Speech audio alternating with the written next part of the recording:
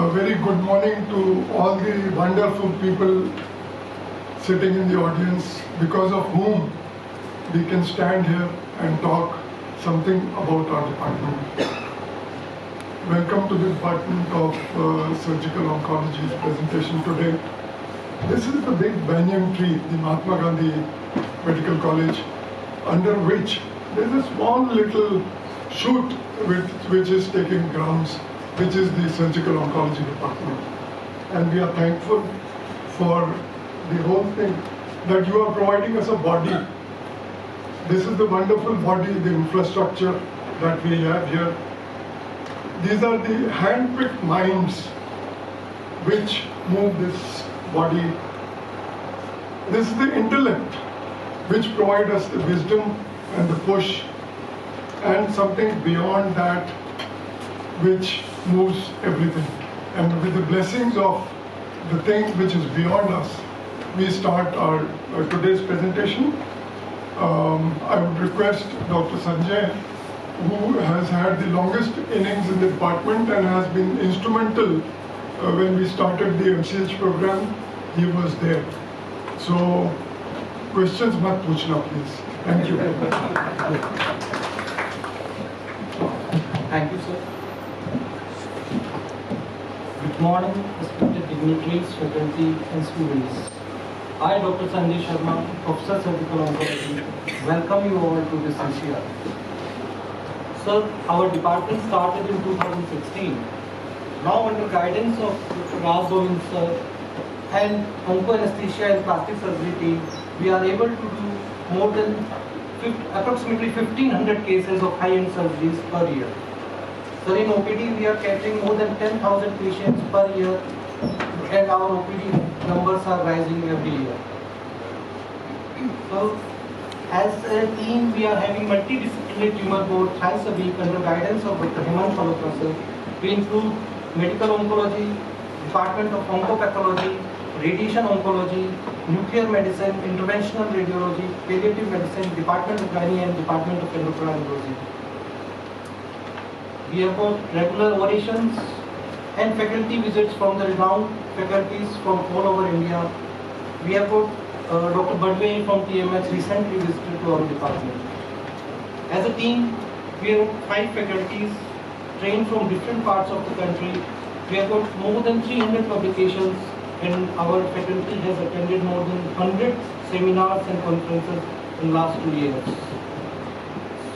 We, every Saturday, we keep it as an academic day, and our HOD, Dr. Rajkumar sir, is having evening classes on digital platform daily as a skill development class for residents. Our faculty, as a team, we are running stoma clinics, cancer survival programs. We are doing outreach OPDs, camps, school education programs, lecture, reading and TV talks. We have got inputs of 3 MCH surgical oncology residents every year, for whom we are organizing orientation program every year, interstate mock, surgical mock examination, live surgery workshop. We provide travel grants to the residents for outside exposure also. So, in the near future, we plan for laparoscopic with ICG technique for sentinel node biopsy, and many programs to de-stress the students and staff. And we have planned for dental services in our OPD also. We have organized in 2022 first Rajasthan Oncology Conclave, and in this year we are planning to organize second Rajasthan Oncology Conclave in near future with the theme of support in cancer care. Thanks. Now I would like to invite Dr. Swapnil for the case presentation.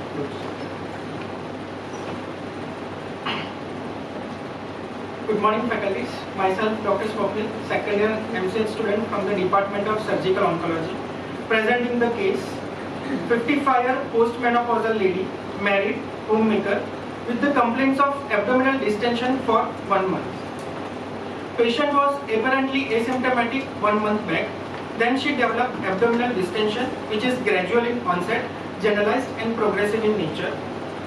It is not associated with abdominal pain, vomiting and altered bowel habits to rule out intestinal obstruction, fever, loss of weight, loss of appetite to rule out the infective etiology, No history of chest pain, pedal edema, dyspnea on exertion to rule out the cardiac cause.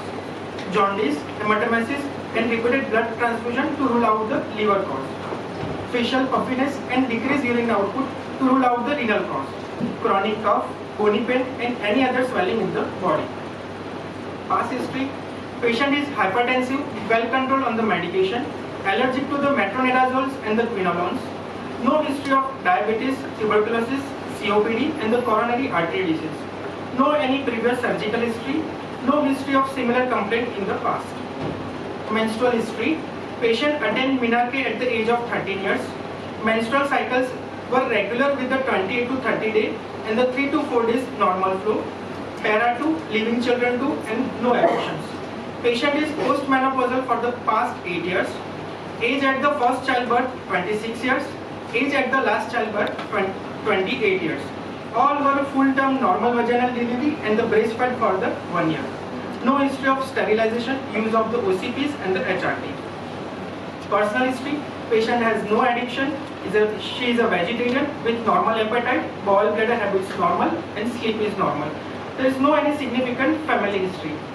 So to summarize the history, 55-year postmenopausal lady with the abdominal distension for past 1 month. So my audience friend, from the history summary, would you like to give any differential diagnosis for this patient? It could be that.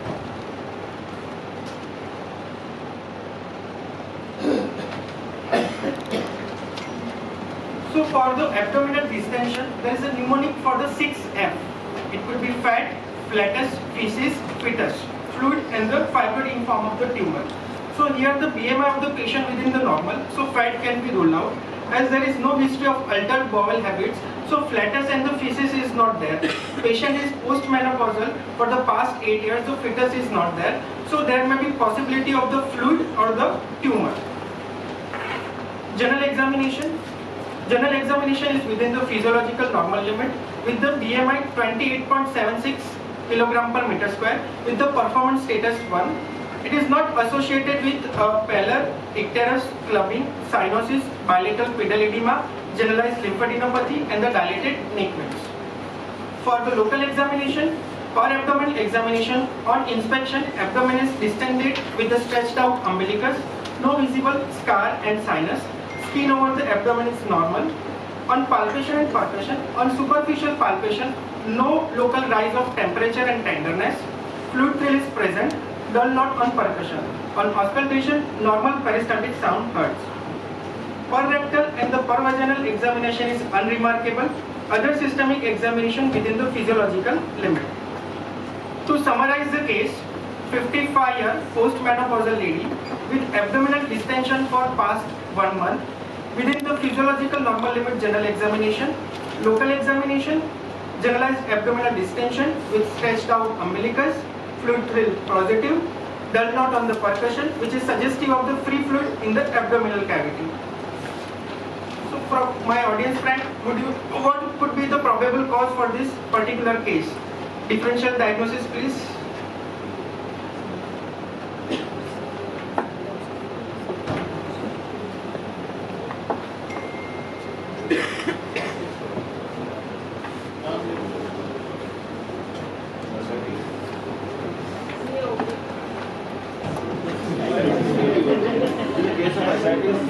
Yes, it could be that.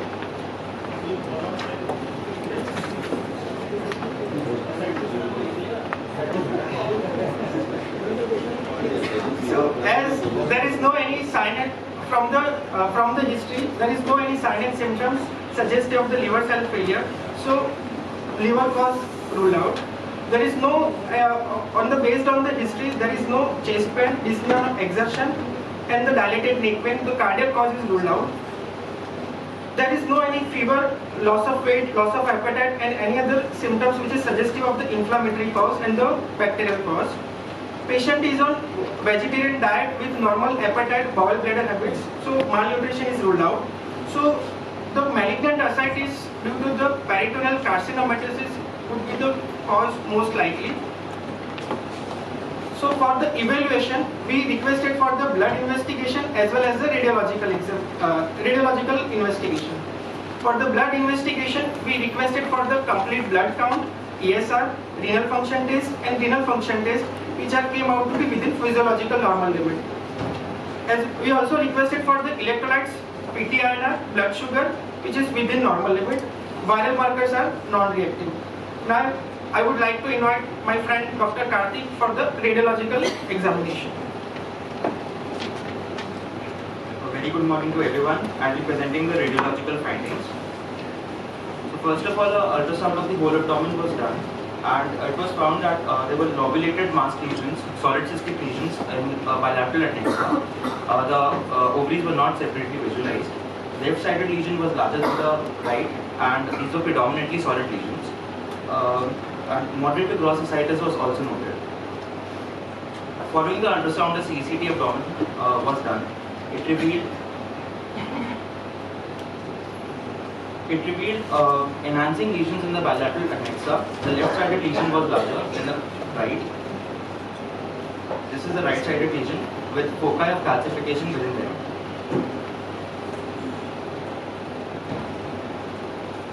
This is the left-sided lesion, which is larger in size and contrast enhancing, and this is the right-sided lesion with some foci of calcification. Moderate to gross ascites was also noted, as we can see here. A hypotensive lesion in the liver was also noted with peripheral nodular enhancement, which is likely a hemangioma.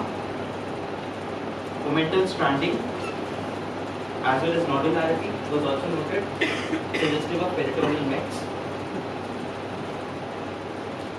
Few subcentimetric lymph nodes were noted in free paracaval regions. Here, free and para-aortic regions. However, they were not enlarged. So to summarize, we have bilateral adnexal lesions which are enhancing, along with moderate to gross ascites and peritoneal mets. So this is suggestive of a mitotic etiology. Now I would invite Dr. Manvika for further discussion.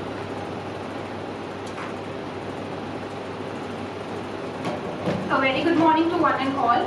I am here to discuss the differential diagnosis for pelvic or abdominal mass and distension from gynecological point of view. It can be either a uterine origin or tubal origin or ovarian origin. If we talk about the uterine origin, it can be either uterine fibroids or advanced uterine carcinoma or sarcoma, hematometra or pyometra. Then in tubal origin, it can be hydrosalpinx, pyosalpinx, tubo-ovarian axis or advanced cancer of the tube. Talking about the ovarian origin, it can be either ovarian torsion, benign cyst, endometrioma, para-ovarian cyst, benign ovarian tumor, or a borderline ovarian tumor, malignant ovarian tumor, or mets to the ovaries.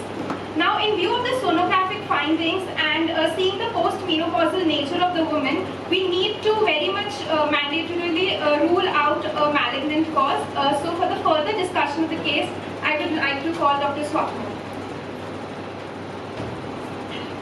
So for the further evaluation, we requested for the ascitic fluid cytology along with the image-guided biopsy as well as the tumor markers. For the ascitic fluid cytology, this ascitic fluid albumin is 4.6. Along with that, the serum albumin ascitic fluid albumin gradient is 0.7, suggestive of the exhibitive nature, and the malignant cell cytology positive for the malignant cells. We requested for the image-guided biopsy. Image-guided biopsy from the left adnexal mass suggestive of high-grade serous adenocarcinoma. We requested for the tumor markers, in which the CA125, which is on the higher side, which is 243 unit per ml. Other tumor markers, CA99, serum CEA, serum LDH, and beta HCG are within normal limit. So, for the further evaluation of the case, I would like to invite Dr. Mancha from the nuclear medicine.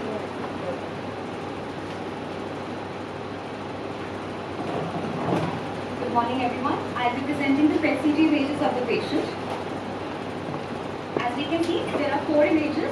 The first and the third image are the MIP images, which are demonstrating the physiological uptake of FDG maximum in the brain parenchyma. Some of it is duly noted in the myocardium as well as the urinary bladder. Some abnormal FDG uptake is noted in the left hemipelvic region, which is very well demonstrated in the fused PET-CT images. This is an FDG-avid soft tissue density mass lesion, which is also heterogeneously enhancing in the corresponding CT images. The LCP max of the lesion was 12.9 and it was measuring about 8 to 5.5 centimeters. These are the axial views where we can see that there are some peritoneal and mental deposits in the abdominal cavity, along with some moderate to gross ascitic fluid, which are suggestive of metastasis. Now I would like to call Dr. Swapnil for surgery oncology. So based on the investigation as well as the blood fluid cytology, we have the final diagnosis. 55-year-old postmenopausal lady with high-grade serous adenocarcinoma of ovary with International Federation of Obstetrics and Gynecology, FIGO class stage 3C, which implies the abdominal implants more than 2 centimeters. The case is discussed in the multidisciplinary team. At our institute, we conduct the multidisciplinary team discussion thrice a week. We discuss each and every case in the MDT. More than 500 sessions till date we discussed. This case is discussed and the plan for the neoadjuvant chemotherapy and further evaluation. So for the chemotherapy, I would like to invite Dr. Shree Goyal ma'am from the Department of the Medical Oncology. So what is the role of PET-CT in a patient who is see on patient who is having close effect? What is the additional benefit of PET? Do we do in all patients or No sir, we don't do a PET-CT scan on the routine. As per the guidelines, the CT scan is enough for the staging. As per the patient request, we perform the PET-CT scan images. There is no need for the PET-CT scan. As this case was discussed in the multidisciplinary team of this patient, postmenopausal lady with stage 3C with peritoneal implant. She was taken up for neoadjuvant therapy followed by cytoreductive surgery. Neoadjuvant chemotherapy was given with injection paclitaxel, 175 mg per meter square. The total dose according to the body surface area was 240, along with injection carboplatin, AUC 5, 450 mg.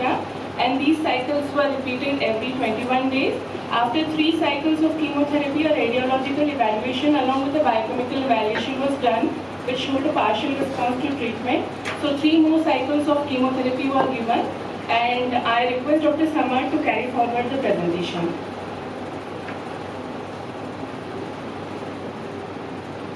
Thank you, Dr. Shree. Good morning to everyone. So, post neoadjuvant chemotherapy, we evaluated the patient in the form of examination, CA-125 and imaging. In this case, PET-CT scan was done. So, this is the pre-chemo and post-chemo comparison of the history, examination and imaging finding of the patient.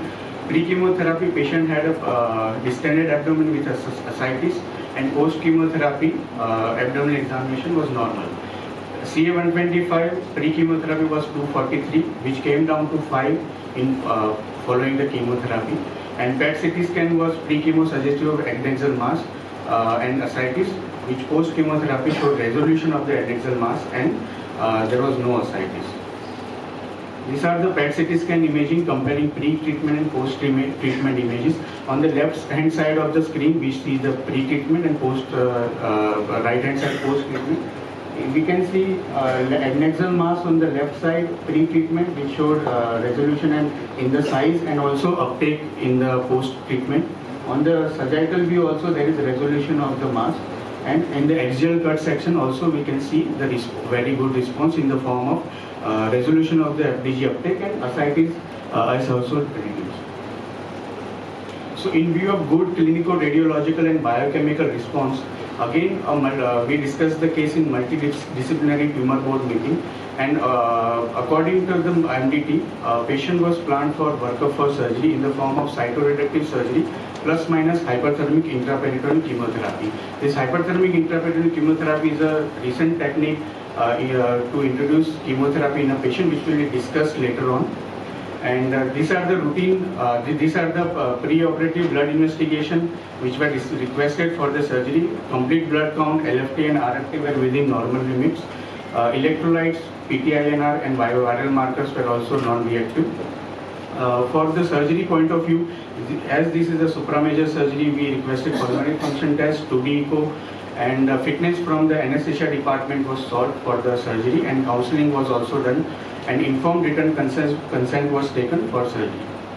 1 day prior to surgery, we gave bowel preparation, DVT prophylaxis, arrangement of the blood products were done, and arrangement for HIPEC procedure were also kept in mind, and it was done. So I would like to invite Dr. Anand Mohan from the Oncology department to take dignitaries on the dais. I am Dr. Anand, Assistant Professor in Surgical Oncology. I'll just give a brief view about how is HIPEC and what is cytoreductive surgery, which may include total peritonectomy and extensive diseases. So once after anesthesia part, pre-induction part will be taken care by anesthesia department. The patient is put in lithotomy position. After painting and draping, we give the midline incision, and the surgery, for the sake of convenience to the audience, has been divided into 4 parts. So it is anterolateral parietal peritonectomy, which is basically the flank part in easier words, the pelvic peritonectomy, the right upper quadrant peritonectomy, left upper quadrant peritonectomy. So it's an extensive surgery because you have to assess all the quadrants of the abdomen. The incision includes from Xiphi sternum to the pubic symphysis, and we classically use the extraperitoneal approach, in which the bowels are kept within the peritoneum so that it doesn't hinder our dissection. And via the extraperitoneal approach, bilaterally we enter into the retroperitoneal spaces. The ureters are lateralized because they have to be preserved. The gonadal vessels, as they are easily accessible and close to the ureters, are ligated, and inferior plane of total mesorectal excision is entered posteriorly, which helps later us in doing the pelvic peritonectomy. So regarding pelvic peritonectomy, it includes a basic step of development of pelvic spaces so that we have access and control of all the structures in the pelvis. It includes extraperitoneal mobilization of the rectum posteriorly, which was done previously also, and laterally till the mid-rectum part. The uretrines are ligated at origin, but it doesn't include classically the radical hysterectomy. It is just for the securation of post-operative bleeding or intraoperative bleeding. The bladder peritonectomy is done, and the hysterectomy which we classically do is retrograde. First, the colpotomy is done, and then all the vessels are taken so that we have full clearance of pouch of Douglas.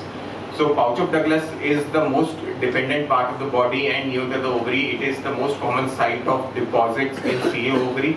The pouch of Douglas needs to be resected. Sometimes there are multiple deposits in pouch of Douglas which may require segmental resection of the rectum also.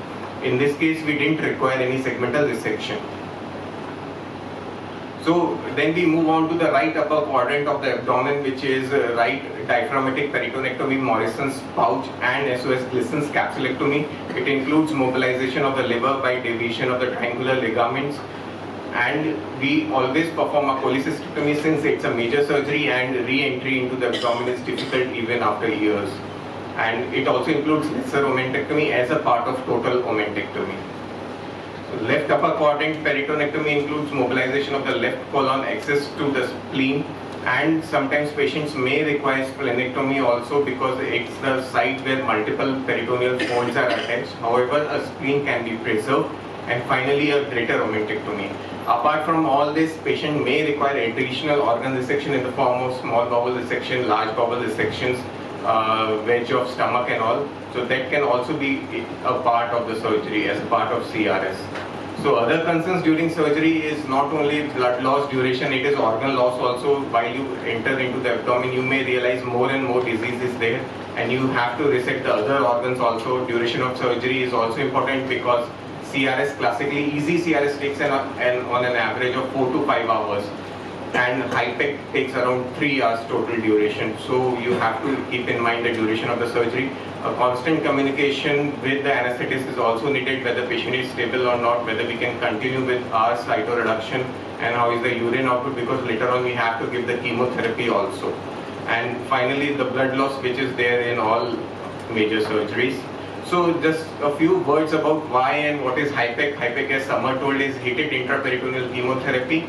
So predominantly ovarian cancers present late, they are in stage 3 who have peritoneal carcinomatosis, and if we look into the literature, the peritoneal recurrences are most common cause of failure in around 60% of the patients in world literature. I have not quoted because it is the general phenomena, 60% failure rate in peritoneum occurs.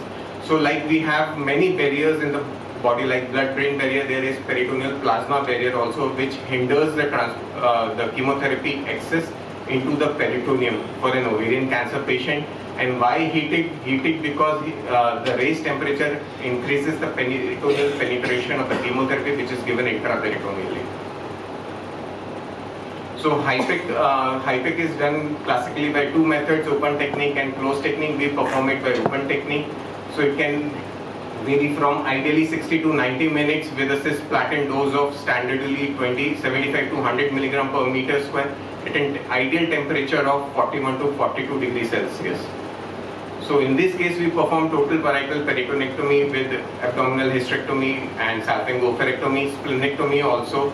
There were some liver deposits, we had to do Glissen's capsulectomy, only localized sigmoid deposits, gallbladder cholecystectomy, total omentectomy, retroperitoneal lymph node sampling also was done because pre-chemo there were some subcentimetric nodes, and small bowel peritonectomy. And the PCI, which is peritoneal carcinomatosis index, was 8, which I will come what it is. And HIPEC duration of 90 minutes at a temperature of 42 degrees Celsius with a cisplatin of 100 milligram per meter square. And finally, at the surgery, we achieved complete cytoreduction of 0. So for the benefit of students, peritoneal carcinomatosis index was given by Paul Sugarbaker. He is known as the father of peritoneal surface malignancy.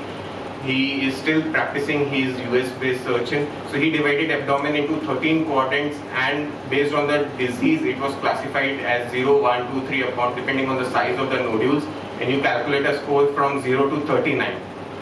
So this is what the disease is, and after the surgery you have to assess how much you have been able to do. That is in the terms of completeness of cytoreduction, which varies from CC0 to CC3. How much is the residual disease? No disease is CC0 and more than 2.5 is CC3, which is basically just a debulking surgery. So I would like to call next anesthesia. Good morning everyone. I am Dr. Rajkumar Saraswat, presenting anesthesia management done in this case. The anesthesia management goals are greatly modified due to specialized but non-physiological techniques required during this surgery. Extreme metabolic derangement due to prolonged and extensive surgery, cytotoxicity and hyperthermia enhance challenges to the anesthesiologists. ERAS protocol has been implicated during the entire surgery. So there were episodes of hypo and hyperthermia which causes increased oxygen demand. Each 1 degree increase in temperature results in 7 to 10% increase in basal metabolic rate, which further causes increased oxygen demand and CO2 production. There is increased metabolism for 45 to 90 minutes. Due to increased stress response, there is increased cardiac output, cardiac stress and lactic acidosis. Due to the extensive nature of the surgery and duration of the surgery, there is fluid electrolyte glycemic imbalance, which can result in acidosis, arrhythmia, oxygen dissociation curve shift to the right. Cytotoxic agents used in HIPEC are 20 to 100 times of plasma concentration.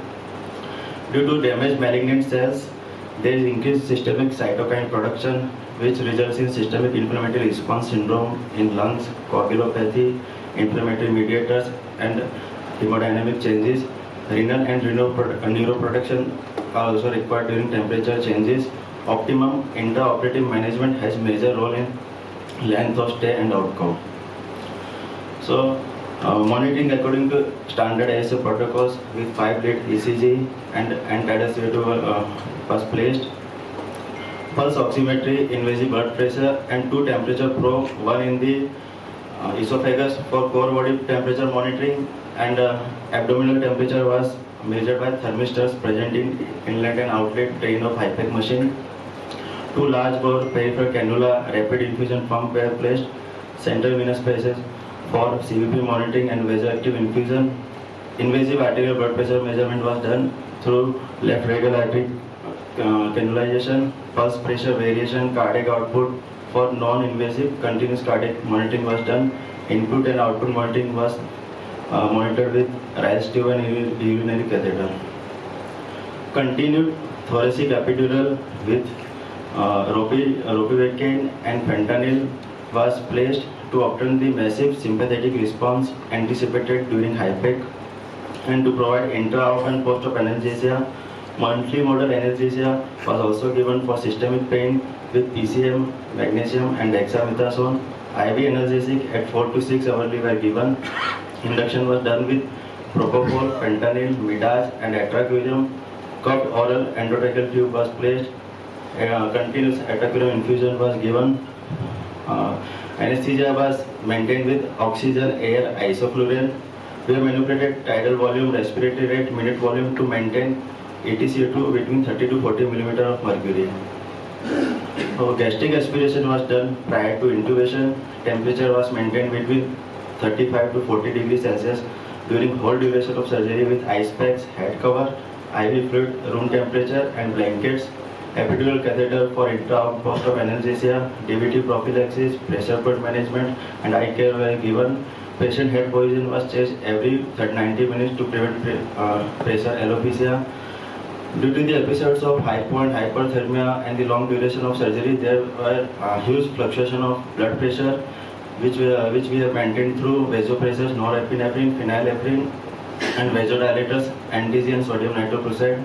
Radial artery was cannulated for continuous bit-to-bit blood pressure monitoring. Blood salvage methods were used to control bleeding. ABG at the baseline, post CRS, pre and post hypec were taken. So patient was shifted to intensive care unit with tracheal tube in situ for further management.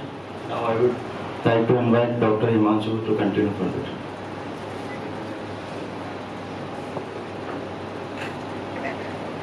Good morning, everyone.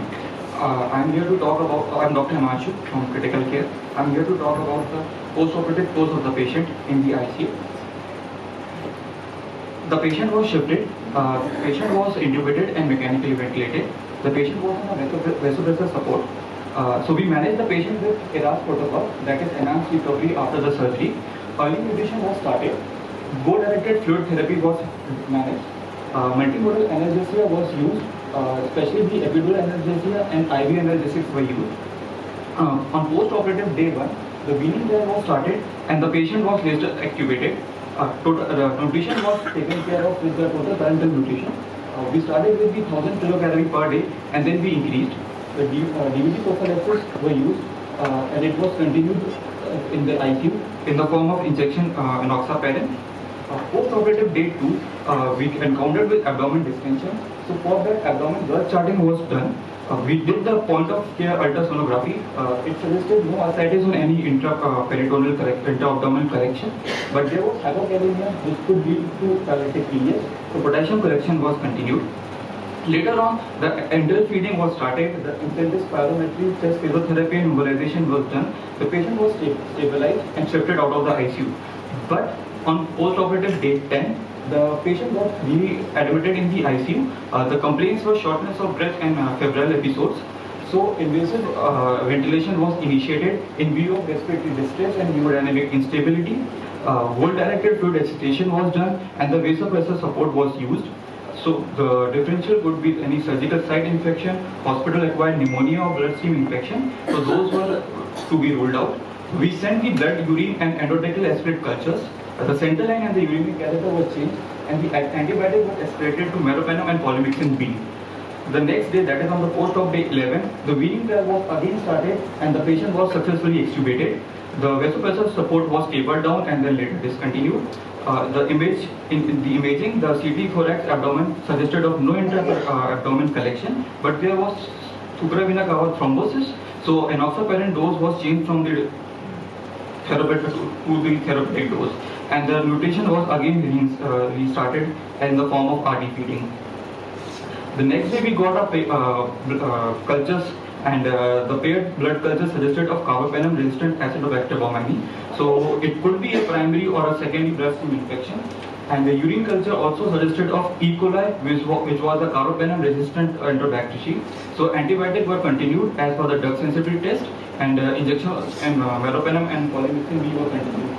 Later on, again the chest physiotherapy and limb physiotherapy was initiated. The spirometry was done and the patient was mobilized. And after the fully recovery, the patient was shifted out of the ICU. Thank you. I'll call Dr. Samarth to continue.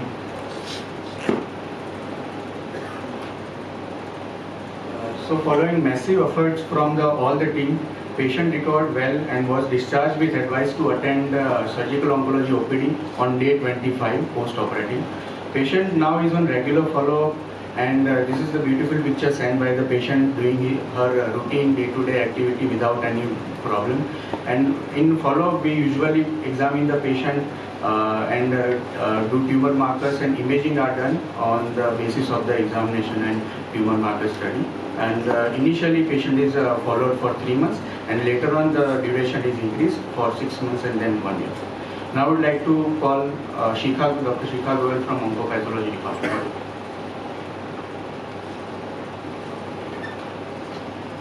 Good morning everyone, I am Dr. Shikha Goyal. I will be discussing the pathological aspect of the specimen received in the Department of Oncopathology.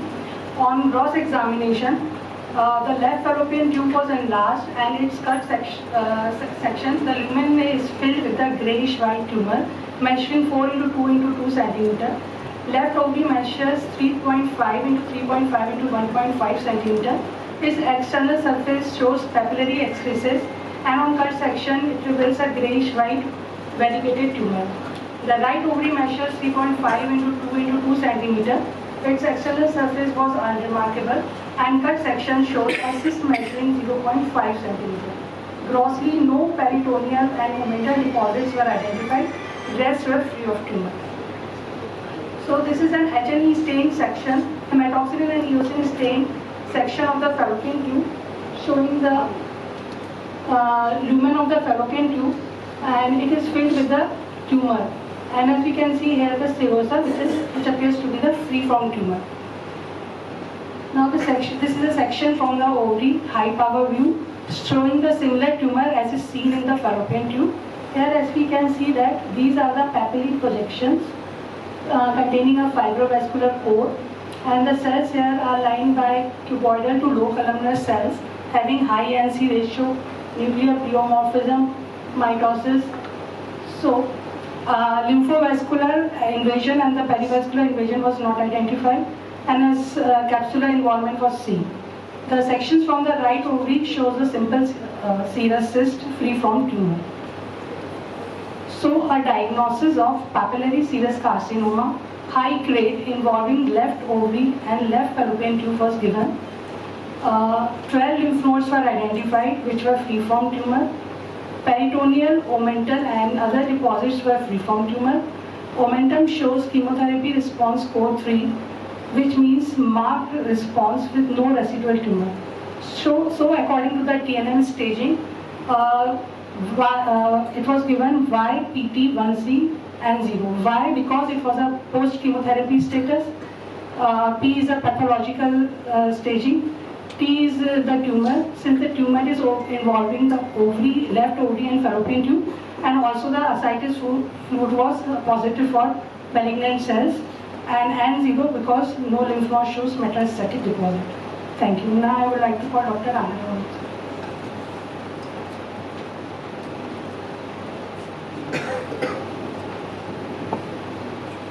So coming to, do we have evidence for HIPEC or not, such a morbid surgery?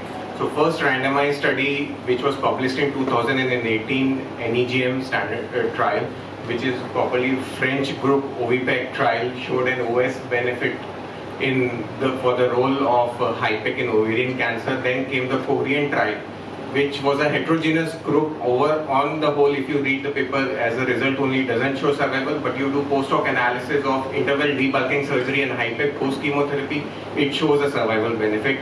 And recently in ASCO 2023, there was an abstract which was published, which shows the role of HIPEC even in secondary cytoreduction and HIPEC even after the relapse of the ovarian cancer. So OVPEC trial showed a OS benefit of 12 months. HIPEC, that is the Korean trial, had shown a benefit of 14 months. as it is post-hoc interval only for interval cytoreductive surgeries, and CHIPAW trial, which was a recent ASCO, which has shown OS benefit in secondary cytoreductive surgeries. So coming to the take-home messages, management of ovarian cancer requires multidisciplinary management. CRS and HIPEC is a complex procedure, and outcome of the patient depends on multiple factors, as it is a team approach, it's not an individual approach. Worldwide international data shows CRS HIPEC in ovarian cancers has a high morbidity, a grade 3 morbidity to the tune of 30 to 60%, and a mortality of 0.5 to 5%. This is high volume centers I'm speaking of. And I'm happy to share that we are one of the few centers performing CRS HIPEC in North India. So on the behalf of Department of Surgical Oncology, I would like to thank M.L. Swankar sir, Emeritus Chairperson, Vikas Swankar sir, Chairperson, Chancellor, Sudhesh Sachdeva sir, President and Vice Chancellor, Jain Saxena sir, Pro Vice Chancellor, Swati Madam, who is the Principal of our University, R.C. Gupta sir, Medical Superintendent, Hemant Malhotra sir, Director of Oncology Services, the CCR Core Committee, which has taken out a lot of time and helped us improve in our presentation. And finally, the Raj Govind sir, who has provided a constant guidance to our department and helped us grow in the department. Thank you.